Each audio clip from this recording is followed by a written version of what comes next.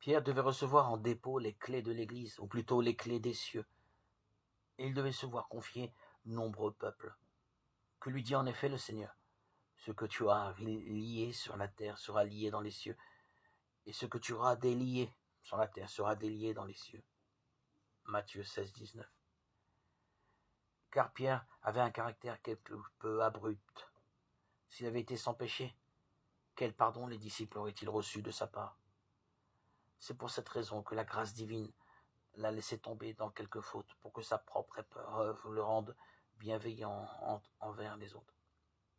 Tu vois comment Dieu peut laisser quelqu'un tomber dans le péché? Ce Pierre, le coryphée des apôtres, le fondement inébranlable, le roc indestructible, le premier de l'Église, le port inexpugnable, la tour inébranlable, ce Pierre qui avait dit au Christ, « Même si je devais mourir avec toi, je ne te renierai pas. » Matthieu 26, 35. Pierre qui, par une révélation divine, avait confessé la vérité, « Tu es le Christ, le Fils du Dieu vivant. » Matthieu 16, 16.